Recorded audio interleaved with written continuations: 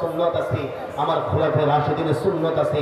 তোমরা সুন্নাতগুলোকে আঁকড়ে ধরবে, সুন্নতের রঙে রঙিন হবে, সুন্নতের রঙে তোমরা নিজের জীবনকে সাজাবে। তবে হ্যাঁ, যারা আল্লাহ পাকের বিধানগুলোকে সবসময় মানবে, যারা আল্লাহ পাকের বিধান মতো চলবে, যারা রাসূলের সুন্নাহ অনুযায়ী চলবে, তাদের উপর কিন্তু বালা মুসিবত বেশি আসবে।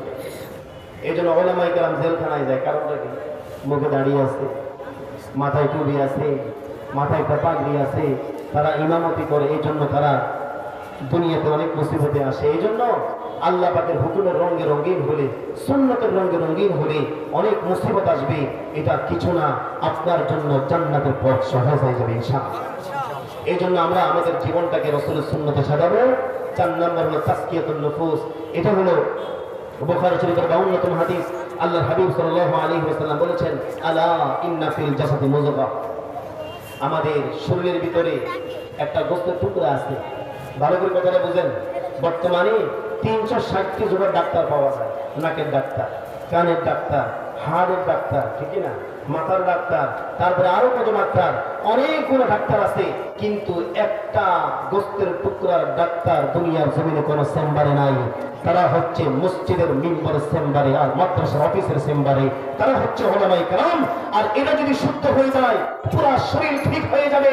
এটা যদি অশুদ্ধ থাকে, পুরো শরীর অসুস্থ হয়ে যাবে। তার নাম হলো কলব। আর এই কলবকে ট্রিটমেন্ট করার জন্য দুনিয়ার জমিনে কোনো চেম্বার নাই। একমাত্র চেম্বার হচ্ছে মসজিদের মিম্বর, আর একমাত্র চেম্বার হচ্ছে মাদ্রাসার অফিস। উলামায়ে কেরামের কাছে যাবেন, আপনার কলব ঠিক হবে। আর কলব যদি ঠিক হয়ে যায়, পুরো শরীরটাই ঠিক হয়ে যাবে। সুবহানাল্লাহ। এই কলবের ট্রিটমেন্ট কি? আল্লাহ হাবিব সাল্লাল্লাহু আলাইহি ওয়াসাল্লাম বলেছেন, আমরা গুনাহ করতে করতে মাঝে মাঝে কলবের ভিতরে এমন কালো দাগ পড়ে, কালো দাগ পড়ার কারণে হক কথা আর বুঝি না।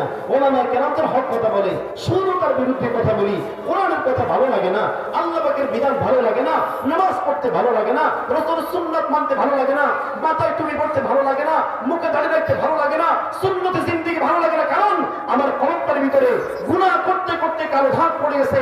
এই জন্য এই কালো দাগগুলোকে যদি আমরা পরিষ্কার পরিচ্ছন্ন করতে হয়, আল্লাহ হাবিব সাল্লাল্লাহু আলাইহি ওয়াসাল্লাম দুটো ওষুধ দিলেন।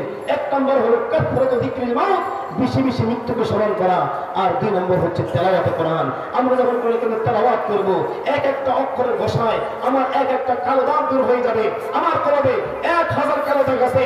1000 অক্ষরের ভাষা যখন আমার কালো দাগটা যখন পরিষ্কার পরিচ্ছন্ন হয়ে যাবে, কলবটা হয়ে পরিষ্কার, আযান দিবে, মসজিদে যাওয়ার জন্য মন চটপট করবে। কলবটা যখন পরিষ্কার, কোরআনের পক্ষে কথা বলতে মন বলবে। কলবটা যখন পরিষ্কার, ইসলামের পক্ষে থাকতে মন বলবে। কলবটা যখন পরিষ্কার, উলামায়ে কেরামের সান্নিধ্যে আসতে ভালো লাগবে। আর এই কলবটা যখন নাস্তিক, মুরতাদ, আল্লাহ পাকের দুশমন, রাসূলের দুশমনের মাধ্যমে যখন কলবটা যখন কালো হয়ে যায়, তখন ভালো কথা আর ভালো লাগে না। এই জন্য কলবকে পরিষ্কার করা দরকার আছে নাকি না? 1 নম্বর বেশি বেশি মৃত্যুকে স্মরণ করা। আর 2 নম্বর হচ্ছে আল্লাহ পাকের কোরআনের তেলাওয়াত বেশি বেশি করা। যত তেলাওয়াত করব তত কলব পরিষ্কার হবে, তত কলব আমাদের সাফ হয়ে যাবে। আল্লাহ তাআলা তৌফিক দান করুন, আমিন। এই জন্য বর্তমান জামানায় অনেক প্রয়োজন হচ্ছে আমাদের, সেটা হলো আজকে মুসলমান নির্যাতিত। ইরাক, আফগান, আরাকান, বসনিয়া, সিস্তিয়া, গুজরাট, ফিলিস্তিন, বিভিন্ন রাষ্ট্রে আজকে মুসলমান নির্যাতিত, নিপীড়িত। এই জন্য আমাদের ঐক্যবদ্ধ হওয়া চাই। আর আমাদের ঐক্যবদ্ধের মাধ্যম কি বলেন? আল্লাহ বলেন, ওয়াতাসিমু বিহাবলিল্লাহি জামিআন ওয়া লা তাফাররাকু, তোমরা ঐক্যবদ্ধ হয়ে যাও আল্লাহ পাকের রশি ধরে। আর রশির নাম হলো কোরআন। এই কোরআন হলো আমাদের জন্য একমাত্র প্রতীক। কোরআন পড়ব, কোরআনকে সামনে রেখে আমরা ঐক্যবদ্ধ হয়ে যাব। যখন মুসলমান যখন ঐক্যবদ্ধ হবে, কাফেররা পালাইতেও তার রাস্তা খুঁজে পাবে না। এই জন্য আমরা কোরআন পড়ব ইনশাআল্লাহ। আল্লাহ সুবহানাহু ওয়া তাআলা আমাদের সকলকে আল্লাহ পাকের কোরআন পড়া, কোরআন শিক্ষা গ্রহণ করা, সুন্নাত অনুযায়ী জিন্দেগি গঠন করা এবং আল্লাহ আমাদেরকে তাসকিয়াতুন নুফুস, আত্মশুদ্ধি করার তৌফিক দান করুন, আমিন। ওয়া মা তাওফীকি ইল্লা বিল্লাহ। আসসালামু আলাইকুম।